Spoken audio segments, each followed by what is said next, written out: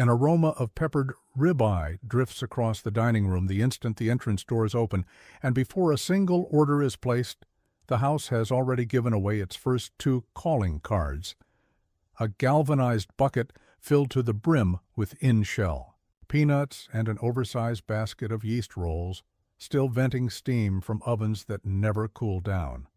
Those touches, as small and old-fashioned as they appear, form the cornerstone of a surprisingly elaborate operating model that separates Texas Roadhouse from the rest of America's mid-priced steakhouse field. Behind the country soundtrack, line-dancing servers, and birthday saddle rituals is an infrastructure that looks more like a traditional independent chop house than a national chain. Every unit pays a premium for an on-site butcher, an on-site baker, and a kitchen crew big enough to keep freezers almost empty and microwaves nearly irrelevant. The company's internal purchasing ledgers show more than $1 billion a year spent on fresh, never-frozen USDA choice beef, an outlay large enough to make it one of the top 4 food service beef buyers in the United States, and that meat is delivered in primals that must be broken down by hand in 34-degree coolers each morning. The butcher's station typically turns 2,000 pounds of ribeyes, sirloins, strips, and fillets a week. Steaks that do not sell within 2 calendar days are relegated to trim for chili or kebabs rather than moved to a freezer. Because there is no walk-in freezer, scratch cooking extends well past proteins. Salad croutons start as yesterday's rolls. House dressing is mixed in 5-gallon Cambros every sunrise. Seasoned rice requires a 3-hour steep in chicken stock and spices before it is held hot. The chili simmers nearly as long, baked. Potatoes go through a 2-stage cook and finish sequence more akin to barbecue than casual dining.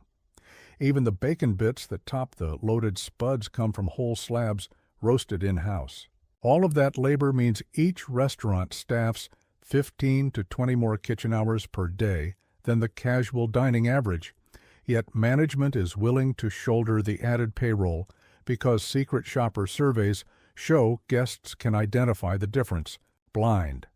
Corporate research released internally in late 2023 indicated that 71% of first-time visitors cited tastes homemade as the top surprise, a figure that has become a training mantra for general managers. If the back-of-house numbers sound large, the front-of-house ones are almost absurd. A high-volume unit moves roughly 18,000 rolls each week, close to 1 million a year, baking a new rack every 5 minutes when the dining room is full. Peanut consumption averages 5,000 pounds a month. Logistics teams have to schedule shell pickups in certain municipalities where the crushed husks can clog vacuum equipment. Margaritas, offered in half a dozen flavors, top 5 million pours chain-wide annually, while draft beer leaves the taps at 36 degrees into frosted mugs calibrated to hold the head just below the rim. The brand keeps caloric disclosures honest. A single frozen raspberry margarita clocks in at more than 400 calories. The Hurricane Margarita pushes 3 ounces of alcohol, and staff are coached never to pretend otherwise. Noise, far from a side effect, is engineered. Corporate design manuals specify music decibel targets intended to hover in the sweet zone, where conversation remains easy but accidental. Plate clangs disappear. That constant soundtrack gives parents cover. A dropped spoon or a toddler's shout blends into the din, which is exactly the point. Kids receive activity pages and a children's menu that rarely changes. Parents know chicken critters and mini cheeseburgers will be waiting no matter the year. Families also know nobody will glare when peanut shells hit the floor. The crunch has been a brand signature since the 1990s, doubling as both ambience and pragmatic anti-slip layer. Consistency runs deeper than decor. Compare a laminated menu from 2008 to the one handed out tonight, and nearly every core entree remains. In 15 years, the chain has added fewer than 5 permanent dishes, the most notable being a steak-topped salad introduced after extensive in-house trials proved it could move without slowing ticket times. Culinary leadership argues that stable menus let line cooks achieve near muscle memory precision, which in turn equalizes the experience from Phoenix to Philadelphia. That sameness, they contend, is the real competitive edge in a segment where rivals introduce novelty only to yank it months later. Financially, the approach is unusual, but not reckless. Operating margins run 15% slimmer than competitors because of higher food and labor costs, yet average unit volumes exceed $6 million, and turn-and-burn seating keeps net profit in line. Early bird specials and kids' meal pricing help fill seats at 4 p.m. Bar checks and margarita pitchers lift the late slots. The company publishes annual community giving tallies, about $25,000 per store each year, and managers have discretionary authority to comp veterans' meals or cook for disaster relief. Crews, gestures that have translated into fierce repeat visit loyalty. Employee culture feeds the loop. Servers memorize line dance routines not as gimmick, but as pacing tool. The floor show breaks up long shifts and signals guests that this is a place where enthusiasm is safe. Back-of-house teams compete informally on steak yields and chili viscosity. Staff retention, notoriously rough in food service, runs several points higher here, a metric corporate attributes to the energetic environment and above industry tip averages. In-house butchers often advance to kitchen manager roles, giving hourly employees a clear promotion ladder, rare territory in chain dining. Culinary purists might grumble about cinnamon honey butter's sugar load or the caloric heft of a blooming onion's cousin, the cactus blossom, yet the chain's popularity is undeniable. Walk-in wait lists on Friday nights regularly hit 2 hours even in secondary markets. A typical unit burns through so many pagers, notifying waiting parties that locations relocated half the line outdoors, turning the sidewalk into an extension of the dining room and turning wait time frustration into pre-meal peanut consumption. Industry analysts who once predicted full service's demise now cite Texas Roadhouse as proof a differentiated model can still thrive in an era dominated by delivery apps and fast casual bowls. Quality control is non-negotiable. Internal audits require steak cooks to carry digital thermometers.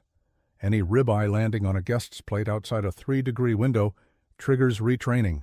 Coolers are logged every 4 hours to confirm that 34-degree sweet spot. Rolls that sit longer than 5 minutes post-oven are donated or discarded. Corporate inspectors tour anonymously, photographing grill marks and timing how long it takes for peanuts and rolls to hit a newly sat table. Failing a surprise audit is a career-stalling event, so most stores pass. The company's insistence on scratch kitchens has ripple effects. Supply chains must deliver daily, not weekly, which locks in long-term freight contracts shielded from the spot market. That stability allowed the brand to ride out 2022-23's beef inflation better than many rivals. While ribeye prices soared 35% industry-wide, Roadhouse menu pricing rose only about 9%, and guest counts barely dipped. Executives like to say volume is their hedge, sell enough steaks and rice pilaf at thin margins, and fixed costs shrink relative to revenue. Technologically, the chain lags slicker competitors on tableside tablets or mobile ordering, but it compensates with throughput. Floor managers train hosts to, quote, waits within 5 minutes. Bussers sweep tables before guests have fully stood. Expo windows run like miniature air traffic towers, calling out ticket times. Even so, the absence of curbside pickup lanes or extensive delivery partnerships remains a strategic debate internally, with younger demographic data suggesting off-premise convenience may eventually force adaptation.